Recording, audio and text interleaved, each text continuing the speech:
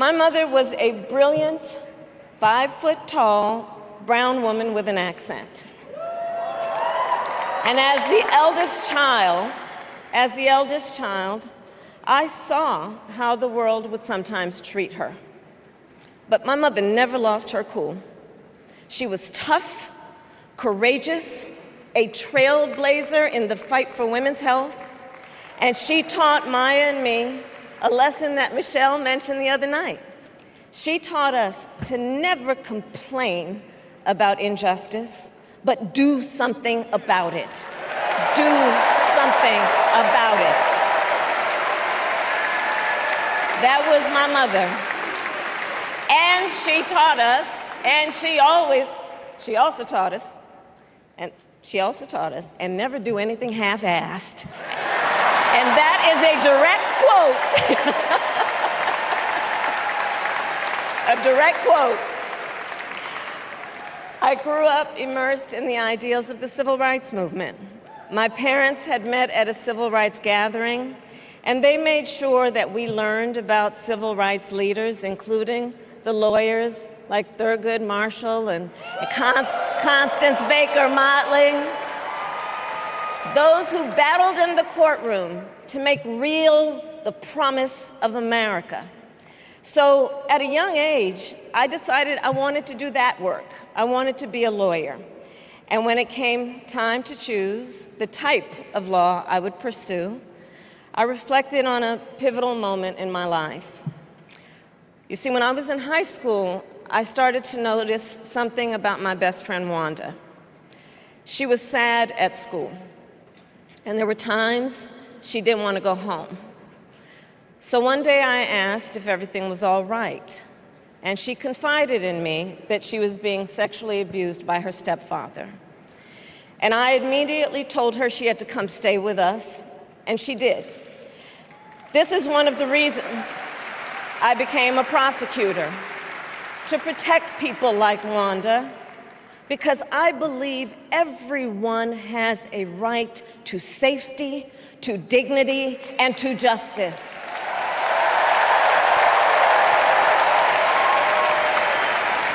As a prosecutor, when I had a case, I charged it not in the name of the victim, but in the name of the people.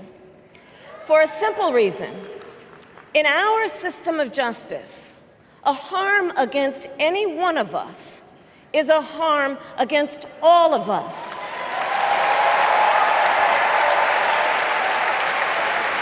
And I would often explain this to console survivors of crime, to remind them no one should be made to fight alone. We are all in this together.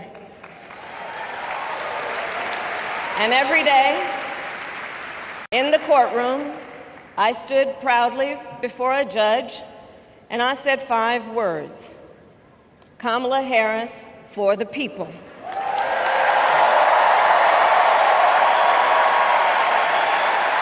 And to be clear, my entire career, I've only had one client, the people.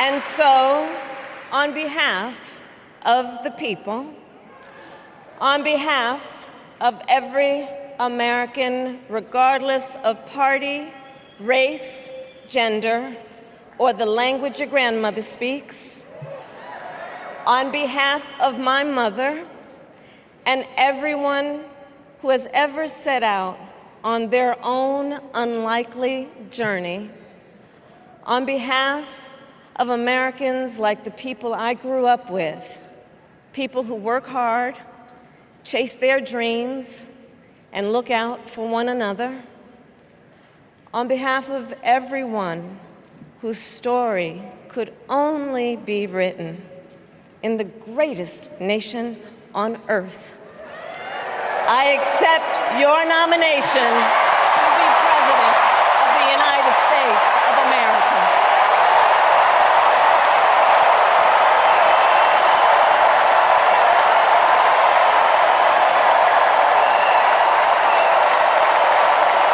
And with this election, election,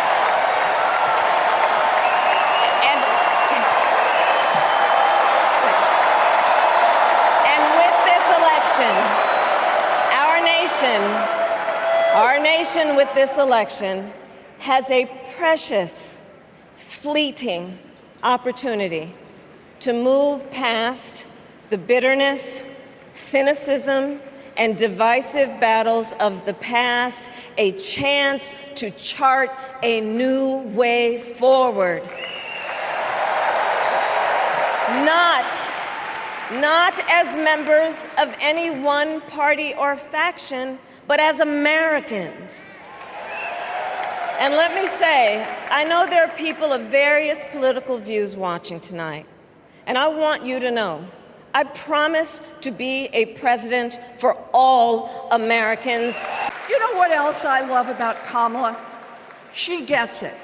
We need to make life more affordable for working people. Yeah. Donald Trump, the felon, has no plans to lower costs for families. He doesn't know how, and basically, he doesn't really care. When did he ever fill up a gas tank or worry about a grocery bill? The only bills he worries about are from his criminal defense lawyers.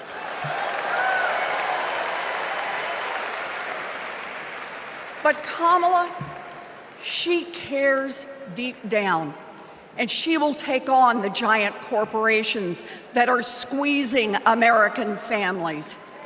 In fact, it's something she's done before.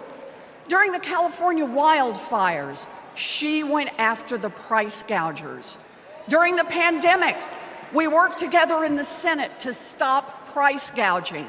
And as president, she will lower costs for your family. She'll take on the Wall Street firms that buy up millions of houses and apartments and then jack up the rent. She'll take on drug companies that charge an arm and a leg for prescriptions. She'll take on corporate monopolies that rip off consumers and billionaires who don't pay taxes.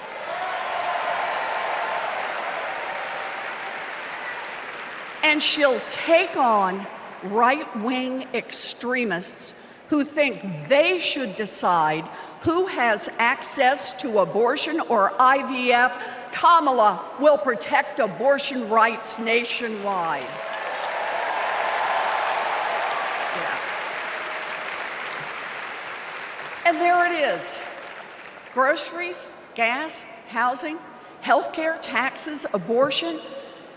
Trust Donald Trump and J.D. Vance to look out for your family? Shoot, I wouldn't let those guys, I wouldn't trust them to move my couch. I want to now, since I was a teenager, I was mentored by Reverend Jesse Jackson. And Reverend Jackson taught us to fight for what's right. And now I want to bring out some young men that I fought for. I referred to them then, they were known as the Central Park Five. Now they're the Exonerated Five. Raymond Santana, Kevin Richardson, Yusef Salaam, Corey Weiss, the Exonerated Five.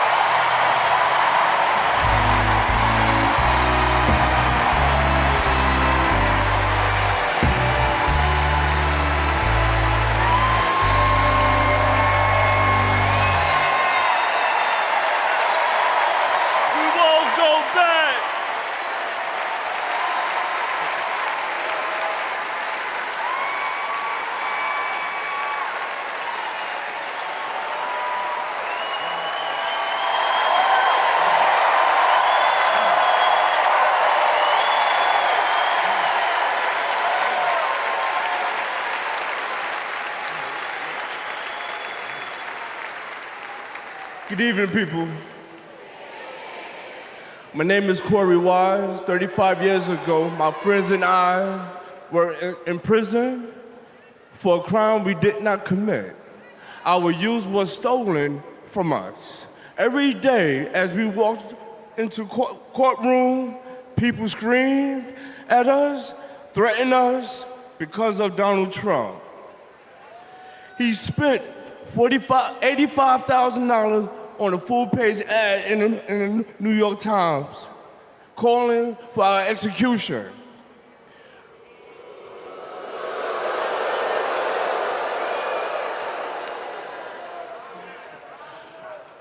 We were innocent kids, but we served a total of 41 years in prison. Reverend Al Sharpton stood with us. Now, I'm proud to stand with him today.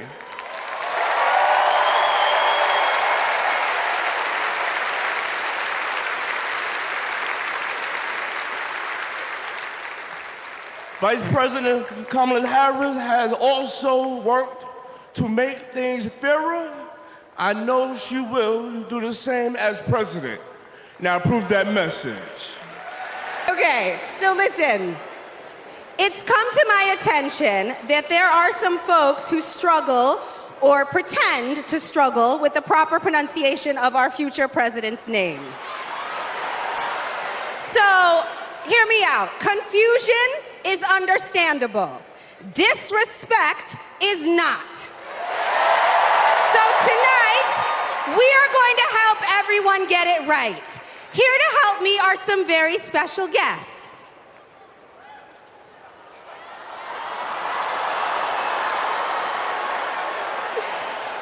Thank you, ladies. Can you tell us your names? Hello, everybody. My name's Amara. And my name is Leela, her little sister. And what are you here to do? To teach you how to say your auntie's name.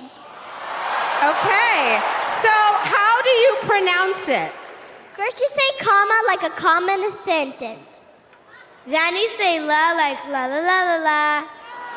Put it together and it's 1, 2, 3, Kamala. All right, so let's practice. I was born with grit. I grew up racing motorcycles, mucking stalls, and exploring the beautiful desert. I fell for an astronaut.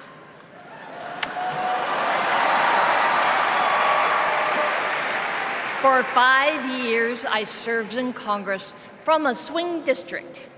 Everybody called me a rising star.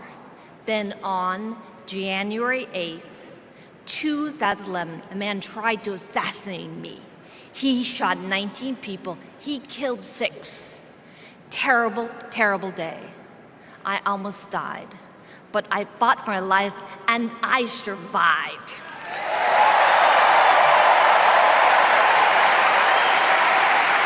I learned to walk again, one step at a time.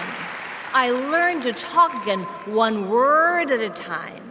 So many people helped me as I worked hard to recover, including a decent man for Delaware who always checked in. He still does. Thank you, Joe Biden. Thank you for everything. Joe is a great president. My friend Kamala will be a great president. She is tough.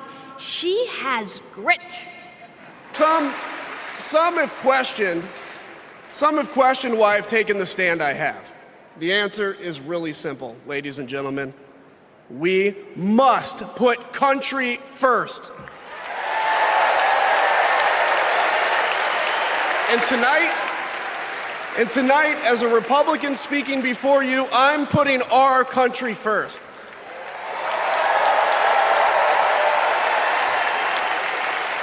Because the fact is, I do belong here.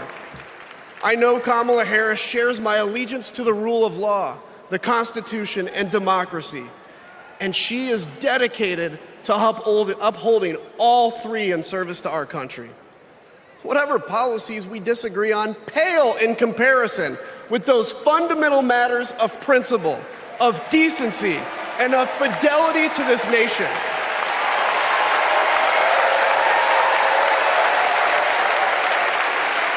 Listen, to my fellow Republicans, if you still pledge allegiance to those principles, I suspect you belong here too. Because democracy knows no party. It's a living, breathing ideal that defines us as a nation. We were both raised knowing that no one was going to hand us anything, especially as women. That we were going to have to touch every rung of the ladder to get ahead. We were going to have to work really hard. Now, she worked at McDonald's, but I worked at Wendy's. And look at us now. You see, Kamala and I were able to see beyond the horizon because our families supported our big dreams. Well, guess what? As Americans, we're all part of one big family. Somos familia. And as familia, we have to have each other's back. We have to support each other's dreams because Kamala's success is our success. And she supports us to dream big too. So let me tell you, in the Latino community, in our community, we have a saying, sí se puede, which means yes. It means yes, we can. But tonight, I'm here to tell you, yes, she can. So we're going to say, she se puede. So when someone asks you, is she ready to lead this country forward? We're going to say, she se puede. When somebody says, is she qualified for the job? We're going to say, she se puede. When somebody asks, is she going to be the first female president of the United States? We're going to say, she se puede. Our voices, our vote, we're going to decide this election. And let me tell you, the energy tonight isn't just here in Chicago, it's all across the country. People are gathered at watch parties everywhere to celebrate Kamala Harris. Say hello. Yes. All right. We know how to work, so let's get to work. Let's turn all of this enthusiasm and joy into action. At 29, I joined the sandwich generation. Sandwiched between working and raising my newborn and caring for my mom, who was dying from brain cancer. It was hard, but not extraordinary. It's life. Those nights reminded me who I was fighting for. People just trying to make it. Kamala Harris knows who she's fighting for, too. She took care of her mom, who also battled cancer. As president, she'll fight to lower the cost of health care and elder care for every family. She's lived a life like ours. She knows us. Donald Trump doesn't know you at all. You think he understands that when your car breaks down, you can't get to work? No. His first word was probably chauffeur. You think he's ever had to take items out of the cart before checking out? Hell, you think he's ever been to a grocery store?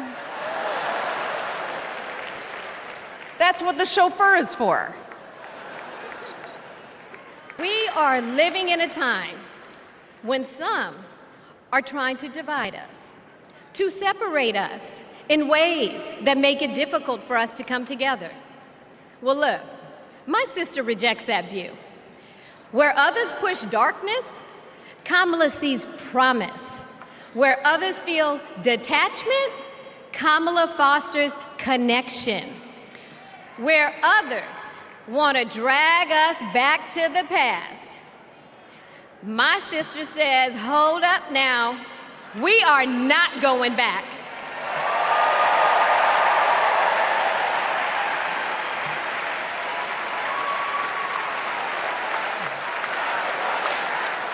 Because Kamala understands we have so much more in common than what separates us. She knows the measure of our success isn't just winning an election. It's about who we bring along and lift up in the process.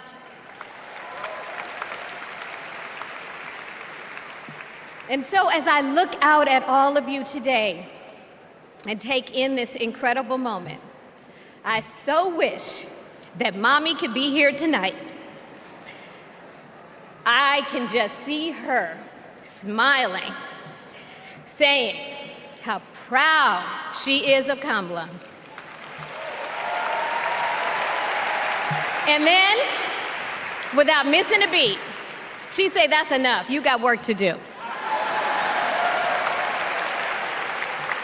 She would tell all of us to roll up our sleeves and get to work, to elect a leader who sees the potential in each of us, a leader who cares for all of us, a leader who fights for every one of us.